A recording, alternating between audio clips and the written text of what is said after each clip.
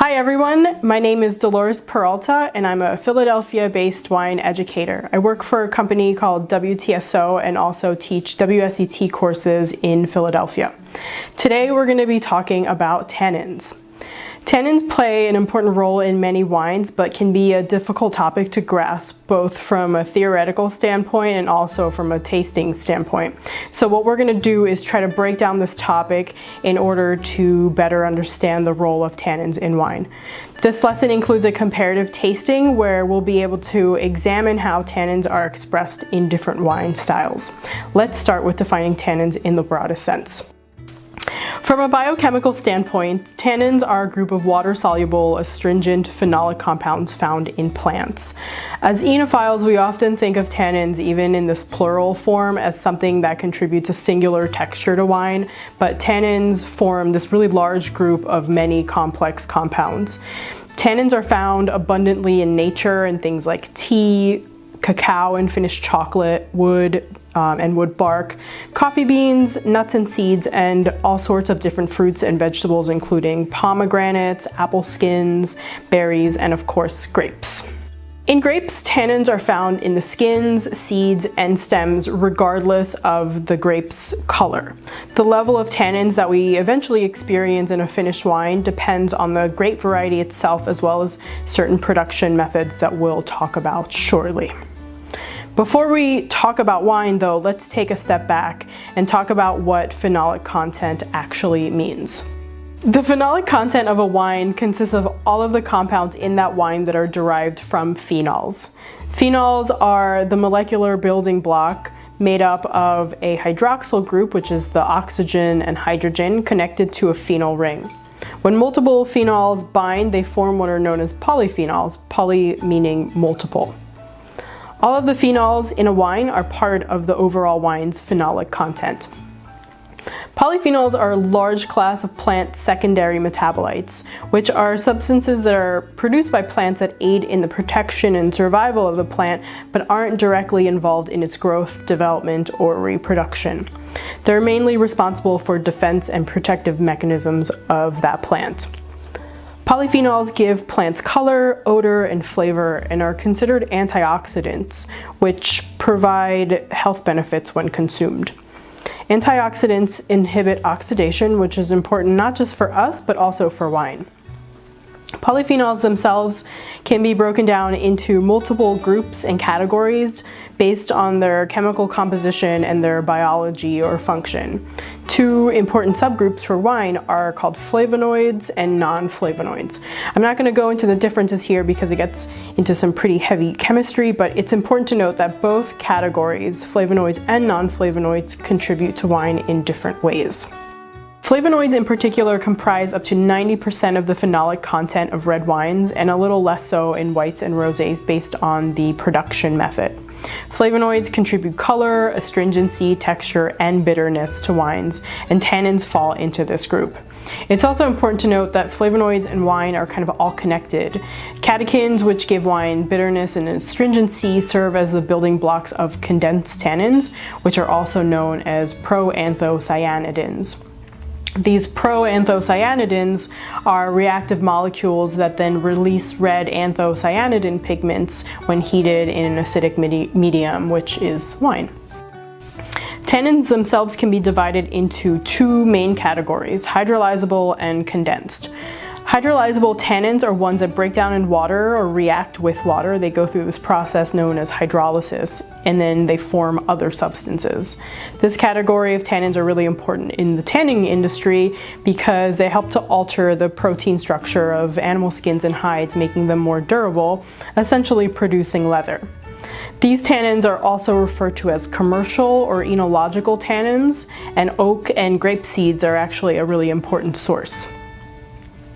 Condensed tannins are known as non-hydrolyzable, meaning they won't readily break down in water. These tannins are referred to as proanthocyanidins, which we mentioned briefly in the previous slide.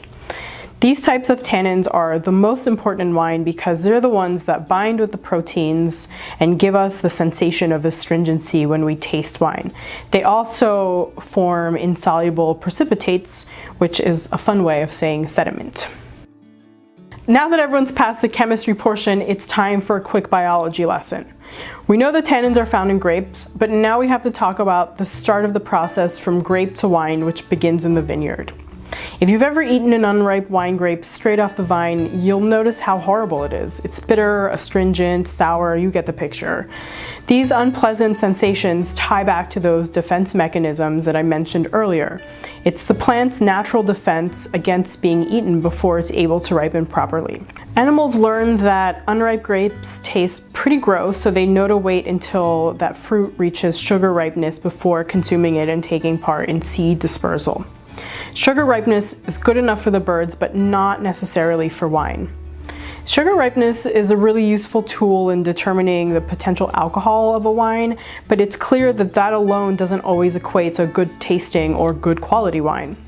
Grape growers and winemakers now know that the phenolic content of a grape should also reach a certain level of ripeness in order to achieve better flavor, color, and texture in their final product. This level of ripening is known as phenolic or physiological ripeness.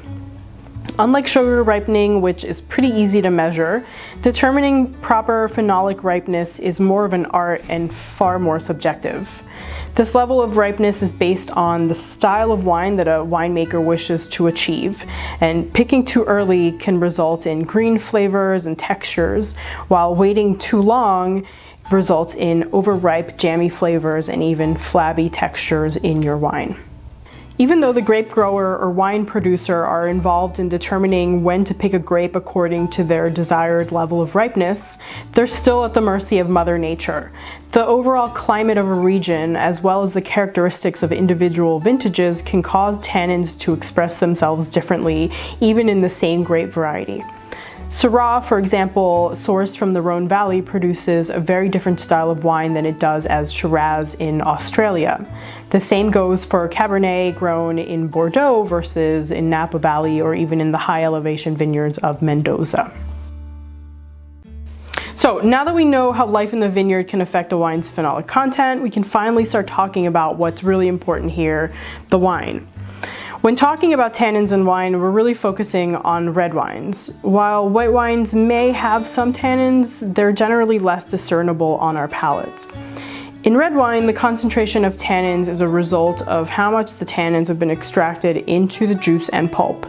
This is determined by the individual grape variety, the extraction during fermentation and maceration, any additions of tannins, and even tannin precipitation. During fermentation and maceration, tannins and other phenolic compounds leach into the wine, and how many of these compounds are extracted is determined by the temperature.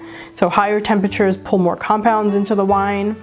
The time, longer macerations lend more compounds into the wine as well, which explains why white wines and rosés essentially have no discernible tannins. The alcohol contents, and any kind of physical manipulation, which includes pumping over, punching down, rack and return, and other forms of cap submersion, which are methods used to aid in extracting both tannins and colors. After a red wine ferments, the liquid is separated from the solids, and this is usually done through pressing in stages with increasing pressure. The most aggressively pressed wine will contain the highest levels of tannins, and this wine can then be added to any free-run wine or more gently pressed wine in order to achieve the desired texture and structure. Hydrolyzable tannins like those found in oak and grape seeds can also be used to bolster a wine's overall tannic feel. These can be included through the use of oak barrels, chips, staves, tannin powders, and even leaving in some of the grape seeds and stems as a wine ferments and macerates. New oak barrels in particular will impart not just distinct flavors to a wine, but also tannins. Unless you work in a lab that can analyze a finished wine's phenolic content, the best way to determine how tannins are expressed in a wine is to taste it. In finished red wines, tannins contribute texture, mouthfeel, and structure, and in some cases bitterness. The reason we feel this rough, drying sensation is because the tannins bind to the proteins in your saliva and mucous membranes and cause your tissues to contract. Describing the tannins of a wine involves talking about quantity, but also quality. A wine may have low levels of tannins, but these tannins could be harsh or green or grippy. They could also be silky and smooth or fine-grained. A high tannin wine can also be described in the same manner. It can be smooth and plush or velvety, but can also be harsh or aggressive or green, but just on a much higher level. As we start tasting wines, it's important to ask yourself questions like, how quickly can you feel the tannins? Do they build on your palate? Do they coat your entire mouth? Are they balanced, well integrated, etc.? And that being said, it's time to finally crack open a bottle and start tasting. The first wine we're tasting is a white wine. This wine serves the purpose of getting your palate prepared for tasting in general, but also allows us to really focus on acidity without tannins getting in the way. In many wines, acidity and tannins create a balance, one causing your mouth to water and one drying it out. This can make it difficult to determine the true quantity and quality of tannins in a wine. If we really focus on the feel of acidity, it can help us to better separate these sensations on our palate. Here we have a 2018 Bordeaux Blanc made of a blend of Semillon and Sauvignon Blanc. Both of these grapes are generally used to produce wines with low to no discernible tannins, which is exactly what we experience here. In this wine, we have production methods that purposefully avoid any excessive phenolic extraction. The grapes are pressed quickly and the juice and skins are immediately separated.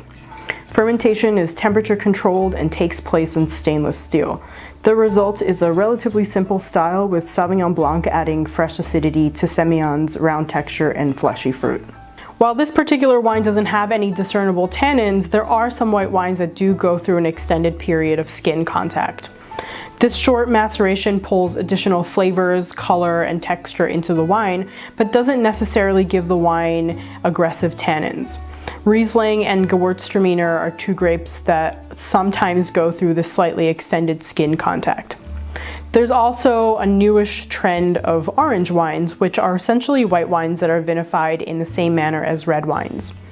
These wines have bolder flavors, darker color that kind of veers on orange or amber, and notable tannins. These wines won't be nearly as tannic as red wines, but like red wines, the tannin content will depend on the grape variety and the vinification and extraction processes that we mentioned earlier. In our first red wine, we're easing into the tannins and tasting a Pinot Noir. Pinot in general is known for its thin skins that impart naturally low levels of tannins to a wine. Pinot also contains fairly low levels of pigments, so it's rare to find a very deeply colored example. This particular bottle is from the Dundee Hills within the Willamette Valley in Oregon. The production method here is pretty different from the white wine we tasted, because we see efforts to extract some color and tannins through the use of worm fermentation, punching down by hand, as well as some French oak aging. The result is a pale ruby wine with a pretty silky texture. The tannins here just barely linger on your gums above your teeth, as well as on the mid to back of your tongue. There's a touch of woodiness on the finish, so it's likely that we're feeling the effects of both condensed and enological tannins here, but the overall feel is soft and pleasant, exactly what we expect from Pinot Noir. To contrast the Pinot, we move on to Cabernet Sauvignon, a grape that has a thicker skin, a much higher concentration of pigments, and more importantly for our purposes here, has medium to high levels of tannins naturally. More often than not, we're going to see those tannins reach that higher end of the scale with Cab.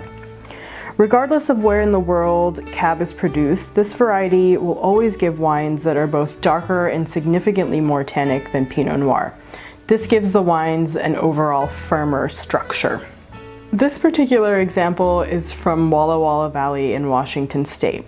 The wine isn't 100% Cab, but at 87%, Cabernet Sauvignon is definitely the dominant grape, and we get a pretty good sense of the structure that we expect from Cab.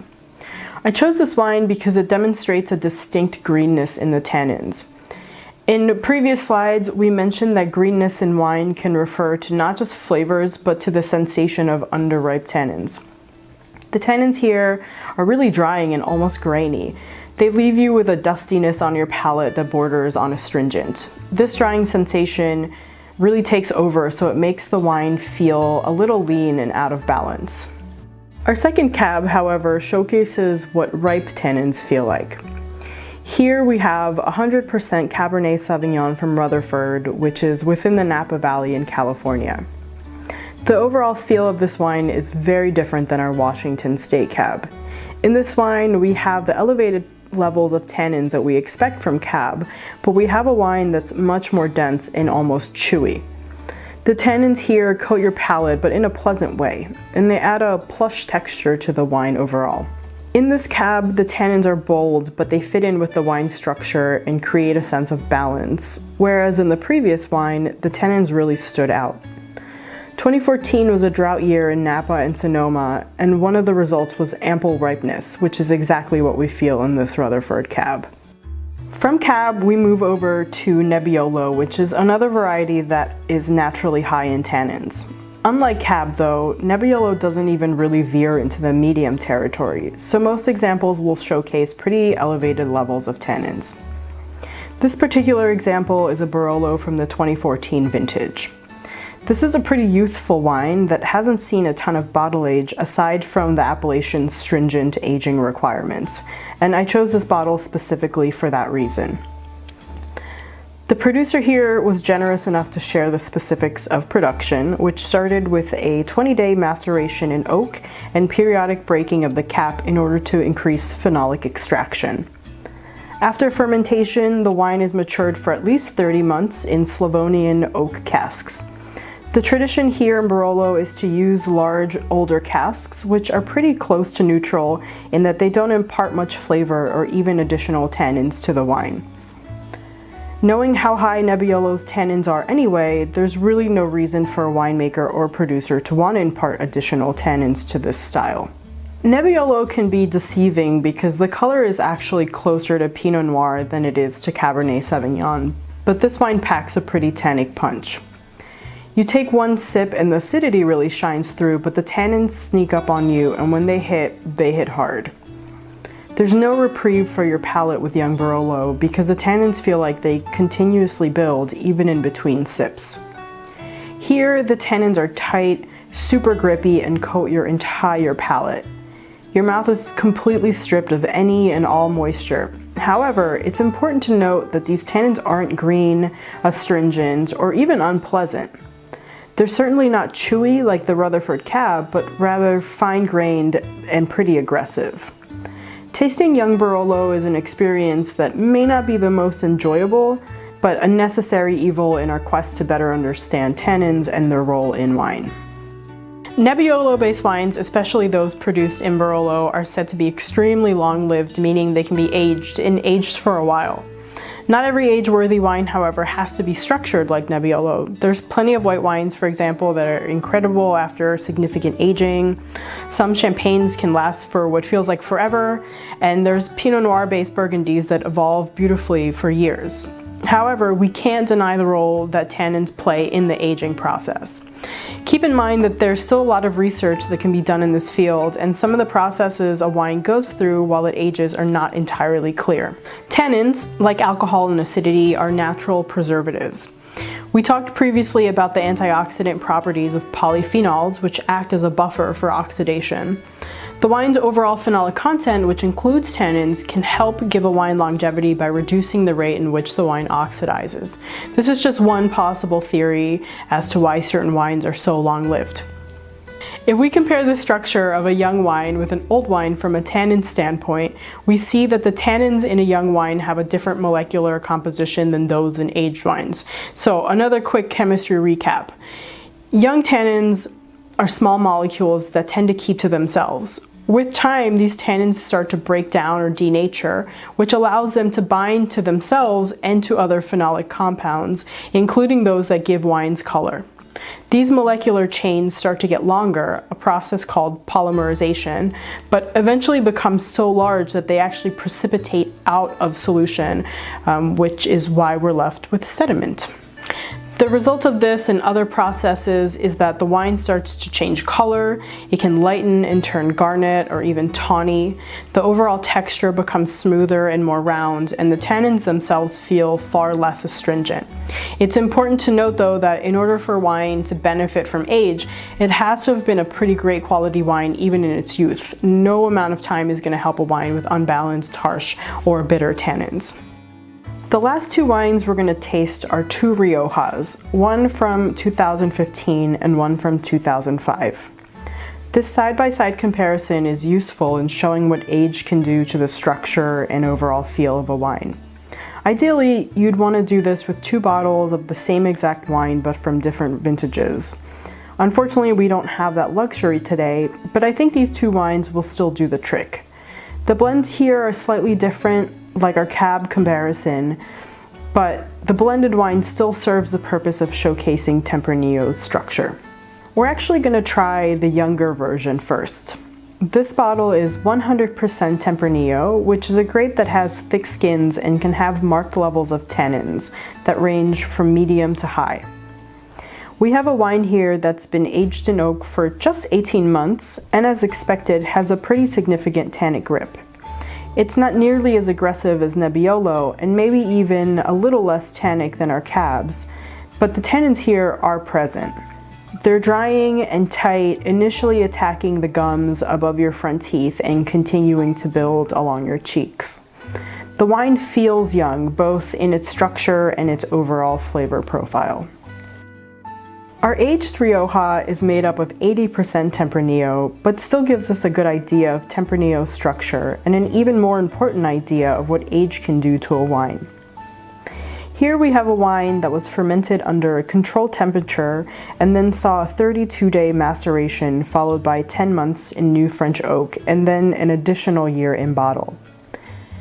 The more important aspect to focus on, however, is the 10-year difference between these 2 vintages.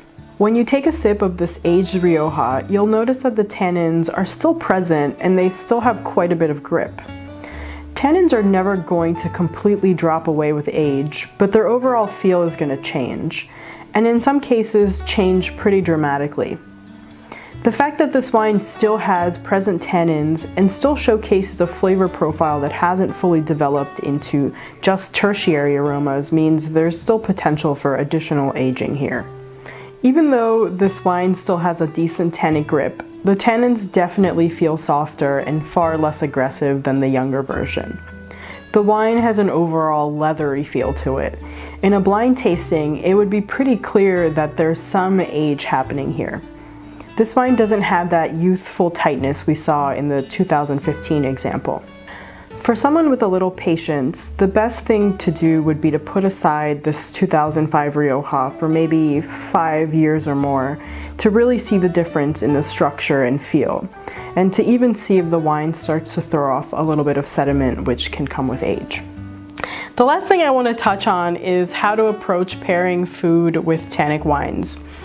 I'm generally not a big fan of strict rules when it comes to food and wine pairings and feel that it's a topic that's far too subjective, but there are some points to keep in mind that may help produce a better union between certain foods and tannic wines. We know that tannins impart a drying sensation on our palates. The best way to counter this is with rich or fatty foods. Fat coats your palate and a tannic wine is going to help clear that away. But we also have to remember that foods of a certain weight need an equally weighty wine in order to keep one from dominating the other. When it comes to very tannic or bitter wines, it's best to avoid bitter foods because you're going to be left with a big, unpleasant, bitter mouthful. That being said, it's sometimes fun to try out pairings that shouldn't work just to see for yourself rather than relying on someone else's rules or preferences. I want to thank you guys so much for joining me today. I know this can be kind of a dry topic, but hopefully you have a better understanding of tannins and their role in wine.